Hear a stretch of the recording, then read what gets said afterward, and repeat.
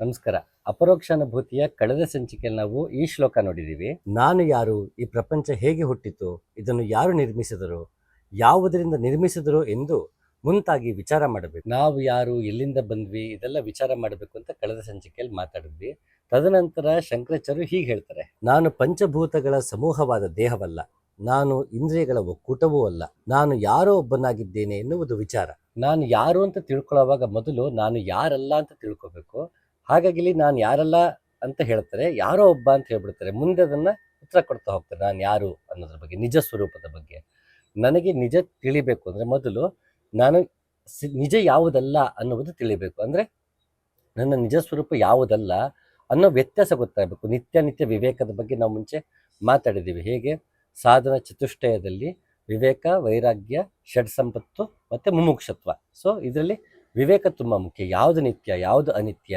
ಇಲ್ಲಿ ಕಳೆದ ಒಂದು ಸಂಚಿಕೆಯಲ್ಲಿ ಅನೃತ ಅನ್ನೋ ಪದವನ್ನು ನೋಡಿದ್ವಿ. ಅದು ಯಾವುದು ಋತವಾಗಿದೆಯೋ ಅದು ಅಲ್ಲದ್ದು, ಯಾವುದು ನಿತ್ಯವಲ್ಲವೋ ಅದು ಅನ್ನೋ ಅರ್ಥದಲ್ಲಿ.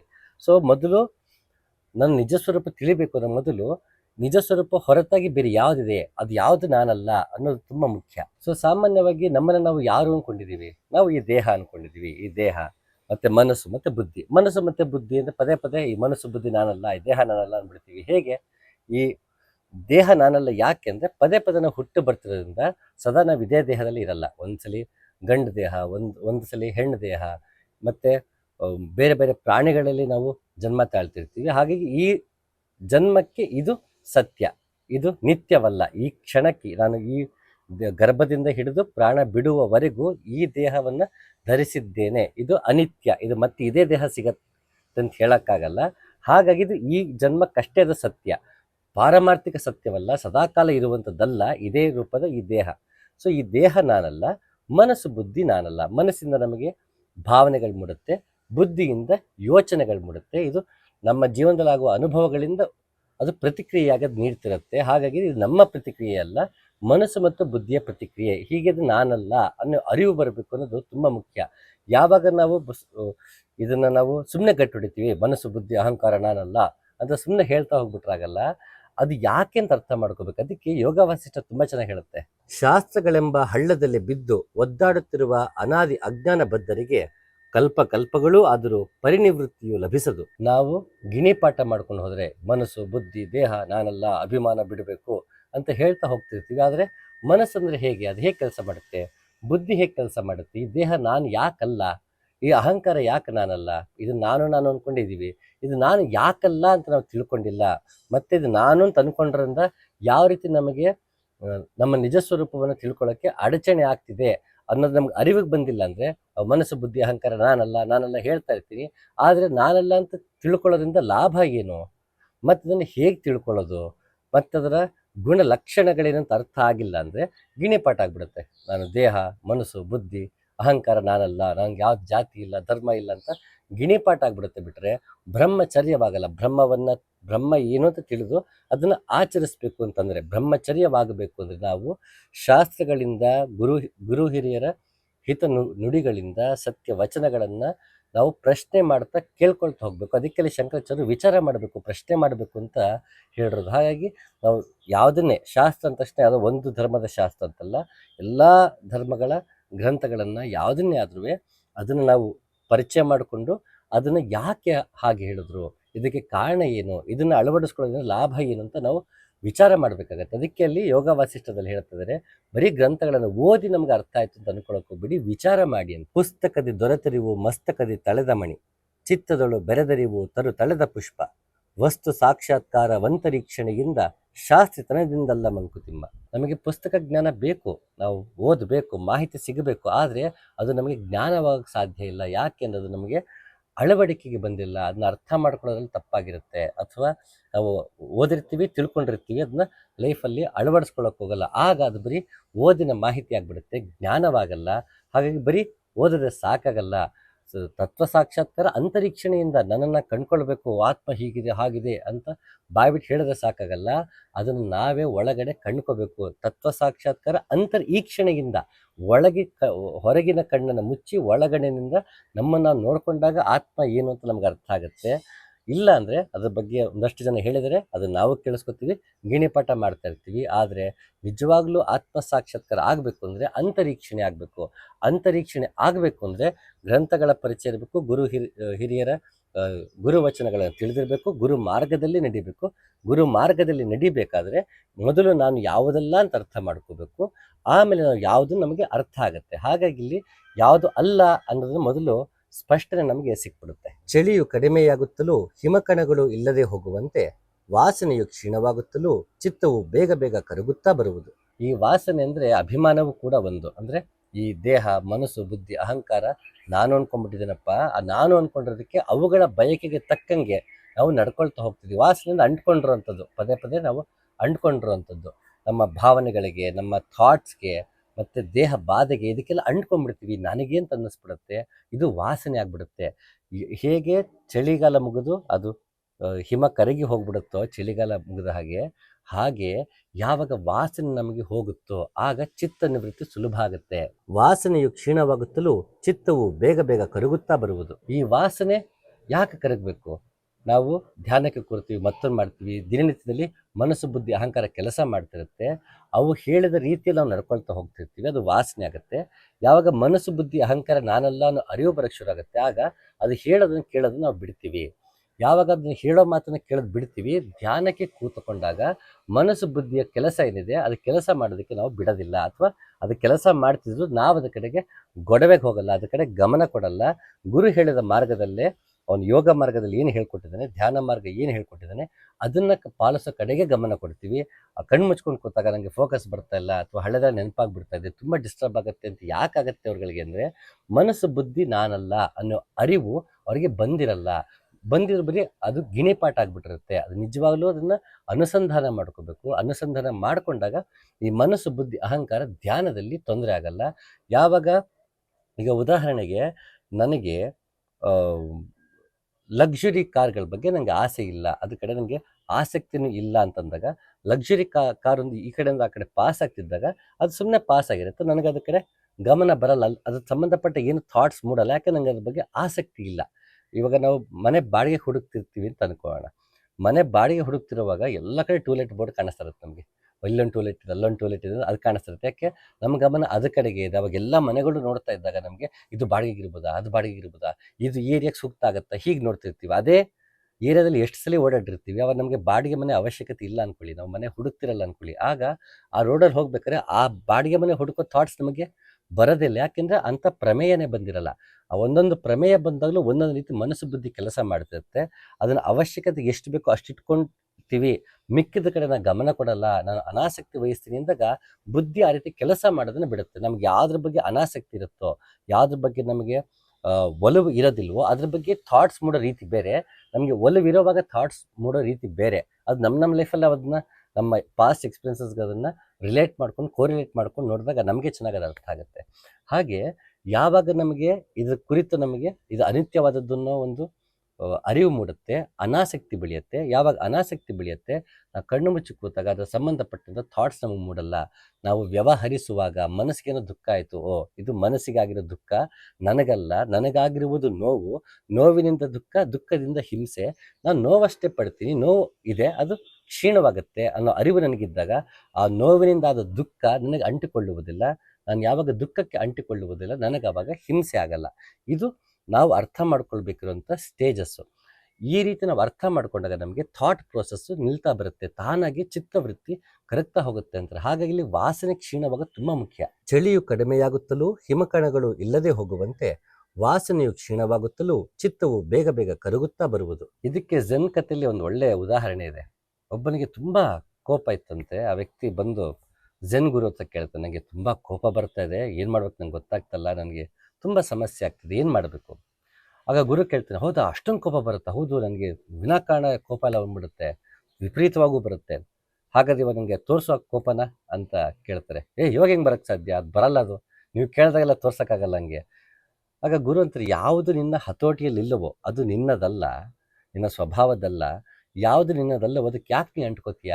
ಬಿಡೋ ಪ್ರಶ್ನೆ ಇಲ್ಲ, ನಿನ್ನದಲ್ಲ ಅನ್ನೋ ಅರಿವಿಟ್ಕೊಂಡ್ರೆ ಸಾಕಪ್ಪ, ನಿನ್ನದನ್ನ ಬಿಡಬೇಕು ಅನ್ನೋ ಪ್ರಯತ್ನವೇ ಪಡಬೇಕಾಗಿಲ್ಲ ಅಂತ. ಹಾಗಾಗಿ ನಾವು ಮನಸ್ಸು, ಬುದ್ಧಿ, ಅಹಂಕಾರ ನನ್ನದಲ್ಲ ಅನ್ನೋ ಅರಿವು ಬಂದಾಗ ತಾನಾಗೆ ಅದನ್ನು ಉಂಟಾಗುವ ಭಾವನೆಗಳು, ಮತ್ತು ಯೋಚನೆಗಳ ಬಗ್ಗೆ ನಾವು ಅಂಟಿಕೊಳ್ಳುವುದೇ ಇಲ್ಲ, ತಾನಾಗೆ ಕಳಚಿ ಹೋಗುತ್ತೆ. ಅದಕ್ಕೆ ಇಲ್ಲಿ ಚಳಿಗಾಲ ಹೇಗೆ ಕಡಿಮೆ ಆಗ್ತಾ ಆಗ್ತಾ ಹಿಮ ಕರಗೋಗುತ್ತೋ, ಇದು ತಾನಾಗೆ ಆಗುವಂಥ ಪ್ರೋಸೆಸ್. ನಾನು ಇವತ್ತಿಂದ ಮನಸ್ಸು ಬುದ್ಧಿ ಅಹಂಕಾರ ಮಾತು ಕೇಳಲ್ಲ ಅಂತ ಅಂದ್ಕೊಂಡು ಇವತ್ತಿಂದ ಕಾರ್ಯಗತ ಮಾಡ್ಕೊಳಕ್ಕಾಗಲ್ಲ. ಅದು ತಾನಾಗಿ ನ್ಯಾಚುರಲ್ ಪ್ರಾಸೆಸ್ಸಲ್ಲಿ ಆಗುತ್ತೆ. ಅದಕ್ಕೆ ಅದನ್ನು ಸಹಜ ಯೋಗ ಅನ್ನೋದು. ಯಾವಾಗ ನಾವು ಧ್ಯಾನದಲ್ಲಿ ಕೂರ್ತೀವಿ ಆಗಲೂ ತಾನಾಗೆ ಸಹಜವಾಗಿ ಹೋಗುತ್ತೆ. ಜೀವನದಲ್ಲಿ ನಡೆಯುವಾಗ ನಮಗೆ ಅರಿವಿರಬೇಕು, ಸಂಕಲ್ಪ ಇರಬೇಕು, ನನಗೊಂದು ಅನುಸಂಧಾನ ಇರಬೇಕು. ಈ ಮನಸ್ಸು ಬುದ್ಧಿ ನಾನಲ್ಲ, ಇದು ಯಾವ ರೀತಿ ಕೆಲಸ ಮಾಡುತ್ತೆ ಅಂತ ತಿಳ್ಕೊಂಡಾಗ ಅದು ತಾನಾಗಿ ಚಿತ್ತ ವೃತ್ತಿ ಏನಿದೆ ಅದು ನಿವೃತ್ತಿ ಆಗ್ತಾ ಹೋಗುತ್ತೆ. ಭೂತಗಳಿಂದ ಆದ ಪಂಜರದಂತಿರುವ ಈ ದೇಹವು ಒಳಗಿರುವ ಸೂಕ್ಷ್ಮವಾದ ದಾರಕ್ಕೆ ಪೋಣಿಸಿರುವ ಮುತ್ತುಗಳ ಸಮೂಹವು ನಿಂತಿರುವಂತೆ ಈ ವಾಸನೆಯಿಂದಲೇ ನಿಂತಿರುವುದು. ಈ ದೇಹ ವಾಸನೆಯಿಂದ ನಿಂತಿರೋದನ್ನು ಬಿಡ್ತಾರೆ. ಅಂದ್ರೆ ವಾಸನೆಯಿಂದ ನಿಂತಿರೋಲ್ಲ, ಇದು ಪ್ರಾಣದಿಂದ ನಿಂತಿರೋದು. ಆದ್ರೆ ಯಾಕೆ ಹೀಗಂದ್ರು, ವಾಸನೆಯಿಂದ ನಿಂತಿರುವುದು ಅಂದ್ರೆ ಪದೇ ಪದೇ ಬರ್ತಾ ಇದೆ, ನನಗೆ ನಾನೇ ಮಾಡುತ್ತಿದ್ದೇನೆ ಅನ್ನೋ ಭಾವ ಇರುವುದರಿಂದ ನಾನು ಪದೇ ಪದೇ ಕರ್ಮದಿಂದ ಫಲಗಳನ್ನು ಅನುಭವಿಸ್ತಾ ಇದ್ದೀನಿ. ಈ ಫಲಗಳನ್ನು ಅನುಭವಿಸ್ತಿರೋದ್ರಿಂದ ಮತ್ತೆ ಮತ್ತೆ ನನಗೆ ದೇಹ ಸಿಗ್ತಾ ಇದೆ, ಮತ್ತೆ ಮತ್ತೆ ದೇಹವನ್ನು ಪಡೆದು ಮತ್ತೆ ಮತ್ತೆ ನಾನು ಜನ್ಮವನ್ನು ಪಡಿತಾ ಇದ್ದೀನಿ. ಅದರಿಂದ ಫಲಗಳನ್ನು ಅನುಭವಿಸ್ತಾ ಇದ್ದೀನಿ. ದೇಹ ನಿಂತಿದೆ ಅಂದರೆ ಪದೇ ಪದೇ ನಾವು ದೇಹವನ್ನು ಧರಿಸ್ತಾ ಇದ್ದೀವಿ ಅಂತ. ಇದೆಲ್ಲದಕ್ಕೂ ಕಾರಣ ಕೊನೆಗೆ ವಾಸನೆನೇ. ಈ ವಾಸನೆಯು ಶುದ್ಧ ಮಲಿನ ಎಂದು ಎರಡು ಬಗೆ. ಮಲಿನ ವಾಸನೆಯು ಜನ್ಮಕ್ಕೂ, ಶುದ್ಧ ವಾಸನೆಯು ಮುಕ್ತಿಗೂ ಕಾರಣವು. ಯೋಗ ವಾಸಿಷ್ಠ ತುಂಬ ಸೊಗಸಾದ ಕೃತಿ. ಅದರಲ್ಲಿ ಎಲ್ಲವನ್ನು ಸೂಕ್ಷ್ಮವಾಗಿ ಬಿಡಿಸಿ ಬಿಡಿಸಿ ಹೇಳ್ತಾರೆ. ಈ ದೇಹ ಮನಸ್ಸು ಬುದ್ಧಿ ನಾನು ಅಂತ ಅನ್ಕೊಂಡ್ಬಿಟ್ಟಿದ್ದು ಮಲಿನವಾದ ವಾಸನೆ, ಇದ್ಯಾವುದು ನಾನಲ್ಲ ಅನ್ಕೊಂಡ್ರೆ ಶುದ್ಧವಾದ ವಾಸನೆ. ಈ ಮಲಿನವಾದ ವಾಸನೆ ಮತ್ತೆ ಮತ್ತೆ ಜನ್ಮಕ್ಕೆ ಕರ್ಕೊಂಡು ಬಂದರೆ, ಈ ಅಶುದ್ಧವಾದ ವಾಸನೆ, ಮಲಿನವಾದ ವಾಸನೆ ಮತ್ತೆ ಮತ್ತೆ ನಮ್ಮನ್ನ ಜನ್ಮಕ್ಕೆ ಕರ್ಕೊಂಡು ಬಂದರೆ, ಹುಟ್ಟು ಸಾವು ಕರ್ಕೊಂಡು ಬಂದರೆ, ಈ ಶುದ್ಧವಾದ ವಾಸನೆ ಮುಕ್ತಿಯ ಕಡೆ ಕರ್ಕೊಂಡು ಹೋಗುತ್ತೆ. ಈ ಶುದ್ಧ ವಾಸನೆ ಆಗಬೇಕು ಅಂದರೆ ಈ ದೇಹ ಮನಸ್ಸು ಬುದ್ಧಿ ಅಹಂಕಾರ ನಾನಲ್ಲ ಅನ್ನೋ ಅರಿವು ನನಗೆ ಬರಬೇಕು. ಟಿ.ಪಿ. ಕೈಲಾಸ ಒಂದು ಅದ್ಭುತವಾದ ಸನ್ನಿವೇಶ ಇದೆ. ಅವರು ಒಂದು ಕೊಟ್ಟಿಗೆ ಥರ ಇರೋಂಥ ಜಾಗದಲ್ಲಿ ವಾಸ ಮಾಡ್ತಿರ್ತಾರೆ. ಆಗ ಅವರ ಗೆಳೆಯರೊಬ್ಬರು ಅವರ ಗೆಳೆಯರನ್ನ ಕರ್ಕೊಂಡು ಬಂದಿರ್ತಾರೆ. ಕೈಲಾಸಂ ಅವರ ಆ ಗುಡಿಸಲು ಥರ ಇರೋಂಥ ಒಂದು ಜಾಗಕ್ಕೆ, ನೂಕ್ ಅಂತ ಕರಿತಿರ್ತಾರೆ, ಬಿಲ ಅಂತ ಕರಿತಿರ್ತಾರೆ ಅದನ್ನು. ಟಿ.ಪಿ. ಕೈಲಾಸಂ ತುಂಬ ಹೊರಗಿನ ಪ್ರಪಂಚದ ರೀತಿ ಹೇಳಬೇಕು, ವ್ಯಾವಹಾರಿಕವಾಗಿ ಹೇಳಬೇಕು ಅಂದರೆ ತುಂಬ ಕೊಳಕಾಗಿರುತ್ತೆ ಆ ಜಾಗ. ಹಾಗಾಗಿ ಕೈಲಾಸಂ ಅವ್ರು ನೋಡೋದಕ್ಕಿಂತ ಯಾರು ಬಂದಿರ್ತಾರೆ ಅವರ ಜೊತೆಗೆ ಬಂದಿರೋ ಫ್ರೆಂಡ್ ಹೇಳ್ತಾರಂತೆ, ಗೆಳೆಯ ಏನಿದು ಇಷ್ಟೊಂದು ಕಸ ಇದೆ ಇಲ್ಲಿ ಅಂತ ಅಂದ್ಬಿಡ್ತಾರಂತೆ. ಕೈಲಾಸಂ ತಕ್ಷಣ ಅವ್ರ ಗೆಳೆಯರನ್ನ ಕೇಳ್ತಾರೆ, ಹೌ ಡು ಯು ಡಿಫೈನ್ ಕಸ, ಕಸ ಅಂದರೆ ಏನು ಅಂತ ಕೇಳ್ತಾರೆ. ಆಗ ಕೈಲಾಸಂ ಅವ್ರ ಗೆಳೆಯ ಹೇಳ್ತಾರೆ, ಯಾವುದು ನಮಗೆ ಅವಶ್ಯಕತೆ ಇಲ್ಲವೋ, ಅನವಶ್ಯಕವಾಗಿರುತ್ತದೋ ಅದೆಲ್ಲವೂ ಕಸ ಅಂತ ಹೇಳ್ತಾರೆ. ಆಗ ಕೈಲಾಸಂ ಅಂತಾರೆ, ಈ ಕ್ಷಣದಲ್ಲಿ ನಿನ್ನ ಗೆಳೆಯ ಇಲ್ಲಿಗೆ ಅನವಶ್ಯಕ, ಹಾಗಾಗಿ ಕಸವನ್ನು ಬಿಸಾಕ್ ಹೊರಗೆ ಅಂತ. ಹಾಗೆ ನನಗೆ ಯಾವುದು ಅನವಶ್ಯಕ ಅಂತ ಅನ್ಸುತ್ತೋ ಆಗ ತಕ್ಷಣ ಕಸ ಆಗುತ್ತೆ. ಕಸ ಅಂದ ತಕ್ಷಣ ನಾವು ಗೂಡಿಸ್ಬಿಡ್ತೀವಿ. ನಾವು ಮನೆಗಳಲ್ಲಿ ನೋಡ್ಬೋದು. ಈಗ ಉದಾಹರಣೆ, ನಾವು ಮನೆ ಶಿಫ್ಟಿಂಗ್ ಮಾಡ್ತಿದ್ದೀವಿ ಅಂತ ಅನ್ಕೊಳ್ಳೋಣ. ಆಗ ಏನು ಮಾಡ್ತೀವಿ, ಒಂದು 5-6 ವರ್ಷದಿಂದ ಏನೇನೋ ವಸ್ತುಗಳನ್ನ ನಾವು ಇಟ್ಕೊಂಡಿರ್ತೀವಿ ಮನೇಲಿ, ಅದನ್ನು ಬಿಸಾಕೇ ಇರಲ್ಲ. ಯಾವಾಗ ಮನೆ ಶಿಫ್ಟಿಂಗ್ ಅಂತ ಬರುತ್ತೆ ಅವಾಗ ಅಯ್ಯೋ ಅನವಶ್ಯಕ ವಸ್ತುಗಳು ಎಷ್ಟೊಂದೆಲ್ಲ ಇದೆಯಪ್ಪ, ಸರಿ ಇವನ್ನೆಲ್ಲ ಬಿಸಾಕ್ಬೋಣ ಅಂತ ಅವತ್ತು ಬಿಸಾಕ್ತೀವಿ. ಅಲ್ಲಿವರೆಗೂ ಬಿಸಾಕಲ್ಲ, ಅಂಟ್ಕೊಂಡಿರ್ತೀವಿ ಅದನ್ನು. ಯಾವಾಗ ಒಂದು ಮನೆಯಿಂದ ಇನ್ನೊಂದು ಮನೆಗೆ ಹೋಗಬೇಕು ಅವಾಗ ಹಗುರ ಆಗಿ ನೋಡ್ತೀವಿ, ಅನವಶ್ಯಕ ವಸ್ತುಗಳಲ್ಲಿ ಬಿಸಾಕೋಣ, ಶಿಫ್ಟಿಂಗ್ ಸುಲಭ ಆಗುತ್ತೆ, ಹೊಸ ವಸ್ತು ತರಕ್ಕೆ ಅನುಕೂಲ ಆಗುತ್ತೆ. ಹೀಗೆ ಹಲವಾರು ಕಾರಣಗಳಿಗೆ ನಾವು ಒಂದನ್ನು ಯಾವುದನ್ನು ಅವಶ್ಯಕ ಅಂತ ಇಟ್ಕೊಂಡ್ಬಿಟ್ಟಿರ್ತೀವಿ, ಅದು ಅವಶ್ಯಕವೇ ಇರಲ್ಲ, ಮರೆತು ಬಿಟ್ಟಿರ್ತೀವಿ. ಅದು ಹಾಗೆ ನಮ್ಮಲ್ಲಿ ಇದ್ದು ಕಸವಾಗಿಬಿಟ್ಟಿರುತ್ತೆ. ಯಾವಾಗ ಇದು ಅನವಶ್ಯಕ ಕಸವಾಗಿಬಿಟ್ಟಿದೆ, ನಾನು ಮುಂದಕ್ಕೆ ಪ್ರಯಾಣ ಮಾಡೋದಕ್ಕೆ ಕಷ್ಟ ಆಗ್ತಿದೆ ಅನಿಸುತ್ತೆ, ತಕ್ಷಣ ಅನವಶ್ಯಕವನ್ನು ಕಸ ಅಂತ ಹೇಳಿ ಬಿಸಾಕ್ಬಿಡ್ತೀವಿ. ಅದಕ್ಕೂ ಮುಂಚೆ ನನಗದು ಅವಶ್ಯಕವಾಗಿತ್ತು, ಅದಕ್ಕೆ ನಮ್ಮ ಮನೆಗೆ ಬಂತು. ಆದರೆ ಒಂದು ದಿನ ಕಸವಾಗಿ ಹೋಯಿತು. ಹಾಗಂತ ಯಾವುದು ಮನೆಗೆ ತರಬಾರ್ದು ಅಂತಲ್ಲ, ತಂದಾಗ ಅವಶ್ಯಕವಾದನ್ನು ಅವಶ್ಯಕವನ್ನಾಗಿ, ಅನವಶ್ಯಕವಾದನ್ನು ಅನವಶ್ಯಕ ಅಂತ ತಕ್ಷಣ ಪರಿಗಣಿಸಿ, ಕಸ ಅಂತ ಪರಿಗಣಿಸಿ ಅದನ್ನು ತಕ್ಷಣ ಮನೆಯಿಂದ ಹೊರಗೆ ಹಾಕೋ ಹಾಗೇನೆ ನಾವು ಮನಸ್ಸು ಬುದ್ಧಿ ಅಹಂಕಾರವನ್ನು ಅನವಶ್ಯಕ, ಇದು ನನಗೆ ನನ್ನನ್ನು ಕಂಡುಕೊಳ್ಳುವುದರಲ್ಲಿ, ಮನೆ ಶಿಫ್ಟಿಂಗ್ ಅಲ್ಲಿದೆ ನಮ್ಮ ಮನೆ, ಇಲ್ಲಿ ಬಂದು ಸುಮ್ಮನೆ ಅಂತ ದಾಸರಂದ ಹಾಗೆ ಇಲ್ಲಿ ಬಂದ್ಬಿಟ್ಟಿದ್ದೀನಿ ಸುಮ್ಮನೆ ವಿನಾಕಾರಣ. ಇಲ್ಲಿಂದ ವಾಪಸ್ ನಮ್ಮ ಮನೆ ಶಿಫ್ಟ್ ಆಗಬೇಕಲ್ಲ, ಪರಂಧಾಮಕ್ಕೆ ಶಿಫ್ಟ್ ಆಗಬೇಕಲ್ಲ, ಅಲ್ಲಿ ಶಿಫ್ಟ್ ಆಗಬೇಕು ಅಂದ್ರೆ ಅನವಶ್ಯಕ ವಸ್ತುಗಳನ್ನೆಲ್ಲ ಕಸ ಅಂತ ನಾವು ಹೊರಗೆ ಹಾಕಬೇಕು.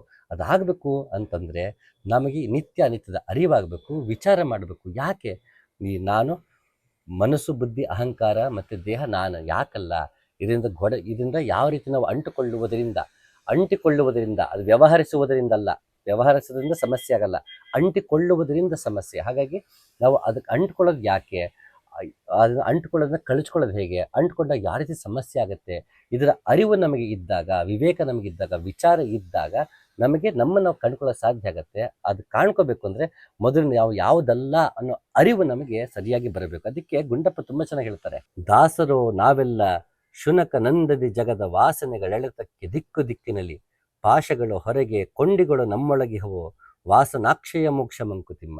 ಎಷ್ಟು ಚೆನ್ನಾಗಿ ಹೇಳ್ತಾರೆ ನೋಡಿ. ನಾವು ಶ್ವಾನಗಳ ಥರ ಅಂತೆ ವಾಸನೆ ಕಂಡು ಕಡೆಗೆಲ್ಲ ಅಲ್ದಾಡ್ತಿರ್ತೀವಂತೆ. ಪಾಶಗಳು ಹೊರಗೆ ಕೊಂಡಿಗಳು ನಮ್ಮೊಳಗೆ ಹೋವೋ. ಇಲ್ಲಿ ಹೊರಗಿಂದೆಲ್ಲವೂ ಪಾಶ, ಬಂಧನಕ್ಕೊಳಗಾಗಿಸುವಂತಹ ಪಾಶ. ಅದಕ್ಕೆ ಕೊಂಡಿ ನಮ್ಮಲ್ಲೇ ಇದೆಯಂತೆ. ಆ ವಾಸನೆ ಇದೆಯಲ್ಲ ನಮ್ಮಲ್ಲಿ, ಎಲ್ಲದನ್ನು ಅಂಟಿಕೊಳ್ಳುವ ವಾಸನೆ ಇದೆಯಲ್ಲ, ಆ ವಾಸನೆಗೆನ್ನುವ ಕೊಂಡಿ ಹೊರಗಿನ ಪ್ರಪಂಚದ ಪಾಶಕ್ಕೆ ಹೋಗಿ ಹೋಗಿ ಸಿಕ್ಕಾಕೊಳ್ತಿರುತ್ತೆ. ಈ ವಾಸನಾ ಕ್ಷಯ ಮೋಕ್ಷ ಮಂಕುತಿಮ್ಮ. ಯಾವಾಗ ಈ ವಾಸನೆ ಕಳ್ಕೊತೀವಿ ಆಗ ನಮಗೆ ಮೋಕ್ಷ ತಾನಾಗೆ ಸಿಗುತ್ತೆ. ಮೋಕ್ಷದ ಆಸೆಗಳು ಬಲು ಆತುರತೆ ಒಳಿತಲ್ಲ, ಶಿಕ್ಷೆ ಬಹುಕಾಲ ನಡೆಯದೆ ಮೋಕ್ಷವಿಲ್ಲ, ಲಕ್ಷ್ಯ ತಪ್ಪದೆ ಚರಿಸು ಸಾಮಾನ್ಯ ಧರ್ಮಗಳ ಮೋಕ್ಷ ಸ್ವತಃ ಸಿದ್ಧ ಮಂಕುತಿಮ್ಮ. ಅಂದ ಹಾಗೆ ಅದು ತಾನಾಗೆ ನಮಗೆ ಮೋಕ್ಷ ಸಿಗುತ್ತೆ. ಅದಾಗಬೇಕು ಅಂದರೆ ವಾಸನಾ ಕ್ಷಯವಾಗಬೇಕು ಅಂದರೆ ದೇಹ, ಮನಸ್ಸು, ಬುದ್ಧಿ, ಅಹಂಕಾರವು ನಾನಲ್ಲ, ಇದು ಈ ಜನ್ಮಕ್ಕೆ ಈ ಕ್ಷಣಕ್ಕದು ಸತ್ಯ. ಅದನ್ನು ಯಾವ ರೀತಿ ನಾವು ನಡೆಸ್ಕೊಳ್ಬೇಕೋ ಆ ರೀತಿ ನಡೆಸ್ಕೊಂಡ್ರೆ ಸಾಕು. ಅಂಟಿಕೊಳ್ಳದೆ ವ್ಯವಹರಿಸುವುದನ್ನು ಕಲಿತಾಗ, ನಾನು ಧ್ಯಾನಕ್ಕೆ ಕೂತಾಗ ನನಗೆ ಸಮಸ್ಯೆ ಆಗಲ್ಲ, ಡಿಸ್ಟರ್ಬ್ ಆಗಲ್ಲ. ಮತ್ತು ಜೀವನದಲ್ಲಿ ಆಗುವಂತಹ ಏರುಪೇರುಗಳಲ್ಲಿ ನನ್ನ ಮನಸ್ಸು ವಿಚಲಿತವಾಗಲ್ಲ, ನನ್ನ ಬುದ್ಧಿ ಓವರ್ ಥಿಂಕಿಂಗ್ ಮಾಡಲ್ಲ, ಸ್ಟ್ರೆಸ್ಡ್ ಆಗಲ್ಲ. ಅದು ರಿಲ್ಯಾಕ್ಸ್ಡ್ ಆಗೇನೆ ಪ್ರಾಬ್ಲಮ್ ಸಾಲ್ವಿಂಗ್ ಕಡೆಗೆ ಹೋಗುತ್ತೆ, ಪ್ರಾಬ್ಲಮ್ ಕಡೆ ವರಿಯಿಂಗ್ ಕಡೆಗೆ ಹೋಗಲ್ಲ. It will be working mind, not varying mind. ಅಲ್ಲಿ ಕ್ರಿಬ್ಬಿಂಗ್ ಇರಲ್ಲ, ಬ್ಲೇಮಿಂಗ್ ಇರಲ್ಲ. ಅದು ಏನು ಸರಿ ಮಾಡ್ಕೋಬೇಕು, ಪರಿಸ್ಥಿತಿನ ಸರಿ ಮಾಡ್ಕೊಳ್ಳೋ ಕಡೆಗೆ ಗಮನ ಕೊಡುತ್ತೆ ಹೊರತು ಯಾಕಪ್ಪ ಹಿಂಗಾಗೋಯ್ತು, ಇನ್ನೇನಪ್ಪ ಮಾಡೋದು, ನನಗೆ ಹಿಂಗಾಗ್ಬೇಕಾ, ಈ ರೀತಿ ಅದು ತಲೆ ಮೇಲೆ ಇಟ್ಕೊಂಡು ಕೂರಲ್ಲ. ಅದು ಮುನ್ನುಗ್ತಾ ಹೋಗುತ್ತೆ, ಪ್ರಾಬ್ಲಮ್ ಸಾಲ್ವಿಂಗ್ ಕಡೆಗೆ ಹೆಚ್ಚು ಗಮನ ಕೊಡುತ್ತೆ. ಹಾಗಾಗಿ ವಾಸನಾಕ್ಷಯ ಮೋಕ್ಷ ಮಂಕುತಿಮ್ಮ ನಮಗೆ ಆಗಾಗ ಅರಿವಲ್ಲಿರಬೇಕು. ಕಾಮ ಕ್ರೋಧ ಮದ ಲೋಭಗಳು ಮನದಲ್ಲಿ ಮನೆ ಮಾಡಿರುವನಕ ಪಂಡಿತನಿಗೂ ಆ ಮೂರ್ಖನಿಗೂ ಭೇದವೆಲ್ಲಿ, ಸರಿ ಸಮರವರು. ತುಳಸಿದಾಸರು ಎಷ್ಟು ಚೆನ್ನಾಗಿ ಹೇಳಿದ್ರು ನೋಡಿ. ನಾವು ಬರೀ ತಿಳ್ಕೊಂಡಿದ್ರೆ ಸಾಕಾಗಲ್ಲ, ಅದನ್ನ ಅಳವಡಿಸ್ಕೊಳ್ಬೇಕು. ಇಲ್ಲ ಅಂದರೆ ಪಂಡಿತನಿಗೂ ಮಾಮೂಲಿ ಜನಕ್ಕೂ ವ್ಯತ್ಯಾಸ ಇಲ್ಲ. ನಾವು ಬರೀ ಗಟ್ಟು ಹೊಡಿತೀವಿ, ನಾವು ಅದನ್ನು ಒಂದಷ್ಟು ಪ್ರವಚನ ಕೇಳ್ಬಿಡ್ತೀವಿ, ಒಂದಷ್ಟು ಯೂಟ್ಯೂಬ್ ವಿಡಿಯೋಸ್ ನೋಡ್ಬಿಡ್ತೀವಿ ಅಂತಂದರೆ ಅದನ್ನು ಪ್ರಯೋಜನ ಆಗಲ್ಲ. ನಾವು ಅದನ್ನು ಅಳವಡಿಸ್ಕೊಳ್ಬೇಕು. ಬ್ರಹ್ಮಚರ್ಯ ತುಂಬ ಮುಖ್ಯ. ಬ್ರಹ್ಮಚರ್ಯ ಅಂದರೆ ಇದೆಲ್ಲ ಜ್ಞಾನವೆಲ್ಲವೂ ಬ್ರಹ್ಮವೇ. ಆ ಜ್ಞಾನವನ್ನು ನಾವು ಅಳವಡಿಸಿಕೊಳ್ಳುವುದು, ಜೀವನದಲ್ಲಿ ಆಚರಿಸುವುದು ಬ್ರಹ್ಮಚರ್ಯ. ಯಾವಾಗ ನಮಗೆ ಅರಿವಿರುತ್ತೆ, ಆ ಅರಿವಿಟ್ಕೊಂಡು ಶಾಸ್ತ್ರಗಳ ಅರಿವು, ಗುರು ಮಾರ್ಗದಲ್ಲಿ ಗುರು ವಚನಗಳನ್ನು ಕೇಳುತ್ತಾ ಅದರಿಂದ ಪಡೆಯುವ ಅರಿವು ಮತ್ತು ಧ್ಯಾನದಲ್ಲಿ ಸಿಗುವಂತಹ ಅರಿವು, ಇದನ್ನು ಸದಾಕಾಲ ಎಚ್ಚರದಿಂದ ನಮ್ಮ ದಿನನಿತ್ಯದ ಚಟುವಟಿಕೆಗಳಲ್ಲಿ, ನಮಗೆ ಬರುವಂತಹ ಪ್ರಮೇಯಗಳಲ್ಲಿ ನಾವು ಅದನ್ನು ಅಳವಡಿಸ್ಕೊಳ್ತಾ ಹೋದರೆ ಖಂಡಿತ ನಮಗೆ ಹೊರಗಿನ ಬಹಿರಂಗ ಶುದ್ಧಿಯೂ ಆಗುತ್ತೆ, ಅಂತರಂಗ ಶುದ್ಧಿಯೂ ಆಗೋದಕ್ಕೆ ಸಾಧ್ಯ ಆಗುತ್ತೆ. ಮನುಷ್ಯರಿಗೆ ದೇಹಾಂತರ ಪ್ರಾಪ್ತಿಗೆ ಭಾವನೆಯು ಕಾರಣವಾದಂತೆ ವಿಷಯವನ್ನು ಧ್ಯಾನಿಸುವ ಪುರುಷನ ಮನಸ್ಸು ವಿಷಯದಲ್ಲೇ ರಮಿಸುವುದು. ನನ್ನನ್ನು ಸ್ಮರಿಸುವವನ ಚಿತ್ತವು ನನ್ನಲ್ಲಿಯೇ ಲೀನವಾಗುವುದು. ಸರ್ವಜ್ಞತ್ವವು, ಪರೇಶತ್ವವು, ಸಂಪೂರ್ಣ ಶಕ್ತಿತ್ವಗಳು, ಅನಂತ ಶಕ್ತಿಮತ್ವಗಳು ಇವು ನನ್ನನ್ನು ಸ್ಮರಿಸಿದ ಮಾತ್ರದಿಂದಲೇ ದೊರೆಯುತ್ತದೆ. Where there is A will there is A way ಅಂತಾರೆ, ಮನಸ್ಸಿದ್ದಲ್ಲಿ ಮಾರ್ಗ ಅಂತಾರೆ. ಹಾಗೆ ನಮ್ಮ ಮನಸ್ಸು ಯಾವ ಕಡೆಗಿರುತ್ತೆ ಅಲ್ಲಿ ಹೇಗೆ ಕಲ್ಮಶವಾದದ್ದು ಮತ್ತು ಶುದ್ಧವಾದದ್ದು ಅಂತ ವಾಸನೆ ಬಗ್ಗೆ ಹೇಳಿದ್ರು, ನನ್ನ ಮನಸ್ಸು ಹೇಗಿರುತ್ತೋ, ನನ್ನ ಮನಸ್ಸು ಯಾವ ಕಡೆ ಇನ್ಕ್ಲಿನೇಷನ್ ಇರುತ್ತೋ ನಮಗೆ ಅದೇ ಸಿಗ್ತಾ ಹೋಗುತ್ತೆ. ನನ್ನ ಮನಸ್ಸು ಬಂಧನ ಅಂದ್ಕೊಂಡ್ರೆ ಬಂಧನ ಕಡೆಗೆ ಹೋಗ್ತಿರುತ್ತೆ. ನನ್ನ ಮನಸ್ಸು ಮೋಕ್ಷದ ಕಡೆಗೆ ಒಲವಿದ್ರೆ ಮೋಕ್ಷದ ಕಡೆಗೆ ಹೋಗ್ತಿರುತ್ತೆ. ನಾವು ಹೇಗಿರ್ತೀವೋ ಅದು ಹಾಗೆ ಕೆಲಸ ಮಾಡೋದ್ರಿಂದ ನಾವು ಭಗವಂತನಲ್ಲೇ ಸದಾಕಾಲ ಸ್ಮರಣೆ ಇಟ್ಕೊಂಡಾಗ ನಮಗೆ ಭಗವಂತನೇ ಸಿಗ್ತಾನೆ ಅನ್ನೋದಾದರೆ, ಭಗವಂತನಲ್ಲೇ ಸದಾ ಸ್ಮರಣೆ ಇಡೋದು ಹೇಗೆ ಅಂದರೆ ನಾವು ಬೇರೆ ಅನವಶ್ಯಕ ವಿಷಯಗಳನ್ನು ಕಸ ಅಂತ ಪರಿಗಣಿಸಿ ಅದರಿಂದ ನಾವು ಆಸಕ್ತಿನ ಡೈವರ್ಟ್ ಮಾಡಿ ಈ ಕಡೆಗೆ ಸ್ಮರಣೆಯನ್ನು ತರೋದು. ಯಾವಾಗ ನಮಗೆ ಆ ಕಡೆ ಇರುವಂಥ ಗಮನ ಈ ಕಡೆಗೆ ಬರುತ್ತೆ, ಬಹಿರಂಗವಾದ ಗಮನ ಅಂತರಂಗವಾಗುತ್ತೆ, ಆಗ ಖಂಡಿತ ನಮಗೊಳಗಡೆ ಮೋಕ್ಷ ಸಿಗೋದಕ್ಕೆ ಸಾಧ್ಯ ಆಗುತ್ತೆ. ಹಾಗಾಗಿ ನಾವು ಸದಾಕಾಲ ಭಗವಂತನ ಸ್ಮರಣೆನೇ ಮಾಡಬೇಕು ಅಂದರೆ ನನ್ನ ಚಿತ್ತ ನಿವೃತ್ತಿಯನ್ನು ಮಾಡ್ಕೋಬೇಕು. ಮನಸ್ಸು ಎಲ್ಲೋ ಹರಿದಾಡ್ತಿರುತ್ತೆ, ಬುದ್ಧಿ ಎಲ್ಲೆಲ್ಲೋ ಹರಿದಾಡ್ತಿರುತ್ತೆ, ಅದನ್ನು ಭಗವಂತನ ಕಡೆಗೆ ನಾವು ತಿರುಗಿಸಿ ಅಲ್ಲೇ ನಿಲ್ಲಿಸಬೇಕು. ಯಾವಾಗ ಭಗವಂತನ ಕಡೆಗೆ ನಿಲ್ಲುತ್ತೆ ಆಗ ನಮಗೆ ಮೋಕ್ಷ ಸಿಗುತ್ತೆ. ಈ ಪದೇ ದೇಹದ ಸಂಬಂಧಪಟ್ಟ ಶ್ಲೋಕಗಳೇ ಯಾಕೆ ಹೆಚ್ಚು ತಗೊಂಡಂದರೆ, ಮೊದಲು ನಮಗೆ ನಾನು ಅನ್ನೋ ಅಭಿಮಾನ ಬರೋದು ಮೊದಲು ದೇಹದಿಂದಲೇ. ಹಾಗಾಗಿ ದೇಹಕ್ಕೆ ಅಷ್ಟು ಒತ್ತು ಕೊಡುವಂಥ ಶ್ಲೋಕಗಳನ್ನೇ ಮೊದಲು ತಗೊಂಡೆ. ಮನಸ್ಸು ಬುದ್ಧಿ ಅದು ನಮ್ಗೆ ಅಟ್ಲೀಸ್ಟ್ ಅನುಭವ ಬರುತ್ತೆ. ಯಾಕೆ ನಾವು ಮಲಗಿರ್ತೀನಿ, ನಾನು ನಿದ್ದೆ ಮಾಡ್ತಿರ್ತೀನಿ, ಆದರೂ ಕನಸು ಬೀಳ್ತಿರುತ್ತೆ, ಇದು ನಾನೆಲ್ಲ ಬುದ್ಧಿ ಯೋಚನೆ ಮಾಡ್ತಿರೋದು ಅಂತ ಯಾರು ಬೇಕಾದ್ರೂ ಹೇಳ್ತಾರೆ. ಸೊ ಈ ಮನಸ್ಸು ಮತ್ತು ಬುದ್ಧಿ ಸ್ವಲ್ಪ ಅರಿವು ಬಂದ್ಬಿಡುತ್ತೆ. ಈ ದೇಹ ನಾನಲ್ಲ ಅನ್ನೋ ಒಪ್ಕೊಳ್ಳೋದಿದೆಯಲ್ಲ, ಅದು ತುಂಬ ಕಷ್ಟ. ಯಾಕಂದ್ರೆ ಕೆಲವೊಂದ್ಸಲಿ ಮನಸ್ಸನ್ನು ನಾವು ನಿಗ್ರಹಿಸೋದಕ್ಕೂ ಸಾಧ್ಯ ಇದೆ, ದೇಹ ನಿಗ್ರಹಿಸೋದಕ್ಕಾಗಲ್ಲ. ಊಟ ಬಿಡ್ಬೋದು, ಆದರೆ ಹಸಿವು ತಡ್ಕೊಳ್ಳೋಕ್ಕಾಗಲ್ಲ. ಅದನ್ನು ಅಭ್ಯಾಸ ಮಾಡಿಸ್ತಾ ಹೋಗ್ತೀವಿ. ಹಾಗೆ ಈ ದೇಹ ಅಭಿಮಾನವೇ ಹೆಚ್ಚಾಗಿ ನಮಗೆ ಕಾಡುವಂಥದ್ದು. ಹಾಗಾಗಿ ಇದು ತುಂಬ ಮುಖ್ಯ. ಇದಕ್ಕೆ ನಾವು ಆಮ್, ನಾವು ಆಯುರ್ವೇದದಲ್ಲೂ ನೋಡ್ಬೋದು. ಆಯುರ್ವೇದದಲ್ಲಿ ದೇಹವನ್ನು ಕಾಯ ಅಂತ ಕರೀತಾರೆ. ಇದಕ್ಕೊಂದು ಅದ್ಭುತವಾದ ಹಿಂದೆ ಒಂದು ಚಿಕಿತ್ಸೆ ಸಂಬಂಧಪಟ್ಟ ಹಾಗೆ ಮೆಡಿಸಿನಲ್ ರೀತಿಯಲ್ಲಿ ನಾವು ನೋಡಿದ್ರೆ ಬೇರೆಯೇ ಅರ್ಥವನ್ನು ಕೊಟ್ಬಿಡುತ್ತೆ. ಈ ಕಾಯವನ್ನು ಯಾವ ರೀತಿ ಭಾಷೆಯ ಬರೆದಿದ್ದಾರೆ ಅಂತ ಈಗ ನೋಡೋಣ. ಕಾಯವೆಂದರೆ ಅಗ್ನಿ ಎಂದರ್ಥ. ಈ ಅಗ್ನಿಯ ಚಿಕಿತ್ಸೆಯೇ ಕಾಯ ಚಿಕಿತ್ಸೆ. ಅಂತರಗ್ನಿಯ ಚಿಕಿತ್ಸೆಯೇ ಕಾಯ ಚಿಕಿತ್ಸೆ. ದೇಹವನ್ನ ಕಾಯ ಅಂತ ಯಾಕೆ ಕರೀತಾರೆ, ಕಾಯ ಅಗ್ನಿ ಅಂತ ಯಾಕೆ ಕನ್ಸಿಡರ್ ಮಾಡ್ತಾರೆ ಅಂತ ಇನ್ನು ಹಲವು ಭಾಷ್ಯಕಾರರನ್ನ ಹೇಳಿದ್ದಾರೆ. ಸದ್ಯಕ್ಕೆ ನಾನು ಇಲ್ಲಿ 2 ಉಲ್ಲೇಖ ತಗೊಂಡಿದ್ದೀನಿ. ಈ ದೇಹವು ಅಗ್ನಿಯೇ ಆದಲ್ಲಿ ಈ ಅಗ್ನಿಯನ್ನು ನಾವು ಬಳಸ್ಕೊಂಡು ಸುಖ ದುಃಖಗಳಲ್ಲೇ ಸುಟ್ಟು ಹೋಗ್ತೀವ, ಅಥವಾ ಅದನ್ನು ತಪಸ್ಸನ್ನಾಗಿಸಿಕೊಂಡು ಅಜ್ಞಾನವನ್ನು ಸುಟ್ಟು ಜ್ಞಾನಜ್ಯೋತಿಯನ್ನು ಬೆಳಗಿಸ್ಕೊಳ್ತೀವಿ ಅನ್ನೋದು ನಮಗೆ ಬಿಟ್ಟಿರುತ್ತೆ. ಯಾಕೆ ಅಂದರೆ ಈ ದೇಹವನ್ನು ಗುಂಡಪ್ಪ ಹೇಳೋ ಹಾಗೆ ಕಲ್ಮಶದ ವಲ್ಮೀಕವೆಂದೊಡಲ ಜರಿಗೆದಿರು ಬ್ರಹ್ಮಪುರಿ ಎಂದು ಋಷಿಗಳಂದಿಹರು ಹಮ್ಮುಳ್ಳ ಹಯವ ಕಾಪಿಟ್ಟು ಕಡಿವಣ ತೊಡಿಸಿ ನಮ್ಮ ಗುರಿಗೈದಿಪದ ಮಂಕುತಿಮ್ಮ ಅಂತ. ಈ ದೇಹವನ್ನು ಕಲ್ಮಶದ ವಲ್ಮೀಕ ಅಂತ ಹೇಳ್ಬೇಡಪ್ಪ, ಇದು ಬ್ರಹ್ಮಪುರಿ, ಇದನ್ನು ಸರಿಯಾಗಿ ಬಳಸ್ಕೊ, ಇದನ್ನು ಬಳಸ್ಕೊಂಡು ಆತ್ಮಸಾಕ್ಷಾತ್ಕಾರ ಮಾಡ್ಕೊ ಅಂತ ಗುಂಡಪ್ಪ ಹೇಳ್ತಾರೆ. ನಿಜನೇ ಅಲ್ವಾ? ಯಾಕೆಂದರೆ ನಮ್ಮಲ್ಲಿ ಅದೆಷ್ಟೋ ಸಾವಿರ ನಾಡಿಗಳಿದೆ. ಅದರಲ್ಲಿ ಮತ್ತೆ 101 ಪ್ರಮುಖ ನಾಡಿಗಳು, ಅದರಲ್ಲಿ ಮತ್ತೆ ಇಡ, ಪಿಂಗಳ, ಸುಷುಮ್ನ ಅಂತ ಪ್ರಮುಖವಾದ ನಾಡಿಗಳು. ಇಲ್ಲಿ 6 ಚಕ್ರಗಳು, 7ನೇದಂಥ ಸಹಸ್ರಾರ, ಅದ್ರ ಜೊತೆಗೆ ನವರಂಧ್ರಗಳಿದೆ. ಇದರಲ್ಲಿ ಪಂಚೇಂದ್ರಿಯಗಳಿದೆ. ಅದನ್ನೆಲ್ಲ ಯೋಗದಲ್ಲಿ ನಾವು ಬಳಸ್ಕೊಂಡ್ರೆ ನಮ್ಮನ್ನು ನಾವು ಕಾಣ್ಕೊಳ್ಳೋಕ್ಕೆ ಬಳಸ್ಬೋದು. ನಾನು ಪದೇ ಪದೇ ಹೇಳ್ತಾ ಇರ್ತೀನಿ, ಪರೋಪಕಾರಂ ಇದಂ ಶರೀರಂ ಅಂತ ಹೇಳಿದರೆ ಈ ಶರೀರವನ್ನು ಸಮಾಜಕ್ಕೆ ಮತ್ತೊಬ್ಬರಿಗೆ ಹಿತಕ್ಕೆ ಇದನ್ನು ಬಳಸಿ ನಮ್ಮ ಕಾಯಕವೇ ಕೈಲಾಸವನ್ನಾಗಿ ಮಾಡಿಕೊಳ್ಬೋದು. ಇಂತಹ ಅಗ್ನಿ ಎನ್ನುವ ಕಾಯವನ್ನು ಬಳಸಿಕೊಂಡು ನಾವು ಅಜ್ಞಾನವನ್ನು ಸುಡಬಹುದು, ದುಃಖವನ್ನು ಸುಡಬಹುದು, ನಮ್ಮಲ್ಲಿರುವಂತಹ ಹತಾಶೆಗಳನ್ನು ಸುಡೋದಕ್ಕೂ ಬಳಸ್ಬೋದು. ಹಾಗೆ ನಾವು ಅಜ್ಞಾನವನ್ನು ಸುಟ್ಟುಕೊಂಡು ತಪಸ್ಸನ್ನಾಗಿಸ್ಕೊಳ್ಬೋದು. ಇದು ನಮಗೆ ಬಿಟ್ಟಿರುತ್ತೆ. ಇಲ್ಲಾಂದರೆ ನಾವು ದೇಹವನ್ನು ಅಗ್ನಿಯಾಗಿ ಬಳಸ್ಕೊಂಡು ಕಾಲವನ್ನು ಸುಟ್ಟು ಆಯಸ್ಸನ್ನು ಸುಟ್ಕೊಂಡ್ಬಿಡ್ತೀವಿ. ಅದಾಗಬಾರ್ದು ಅಂತಂದರೆ, ನಮ್ಮ ಜೀವನವನ್ನು ಚಿತೆಯನ್ನಾಗಿ ಮಾಡಿಕೊಳ್ಳಬಾರ್ದು ಬದುಕಿದ್ದಾಗಲೇ ಅಂತಂದರೆ, ನಾವು ಈ ಅಗ್ನಿಯನ್ನು, ಕಾಯ ಎನ್ನುವ ಅಗ್ನಿಯನ್ನು ತಪಸ್ಸಿನ ಅಗ್ನಿಯನ್ನಾಗಿ ಮಾಡಿಕೊಂಡು ಅಜ್ಞಾನವನ್ನು ಸುಡಬೇಕು. ಅದಕ್ಕೆ ಸರಹಪದ ತುಂಬ ಚೆನ್ನಾಗಿ ಹೇಳ್ತಾನೆ, ಸ್ವನಿಯಂತ್ರಣದಿಂದ ಇಂದ್ರಿಯ ವಿಷಯವ ಹಿಡಿ, ನಿಜ ಚಿತ್ತವ ಮಡಿ, ಧ್ಯಾನ ಮಹಾಸುಖವ ಪಡಿ. ಇದರ ವಿವರಣೆ ಕೊಡೋ ಅವಶ್ಯಕತೆ ಇಲ್ಲ ಅಂತ ಅನ್ಸುತ್ತೆ. ಸರಹಪದ ತುಂಬ ಸರಳವಾಗಿ ಸಹಜವಾಗಿ ಹೇಳ್ಬಿಟ್ಟಿದ್ದಾರೆ. ಮತ್ತೊಂದು ಸಂಚಿಕೆ ಸಿಗೋಣ. ನಮಸ್ಕಾರ.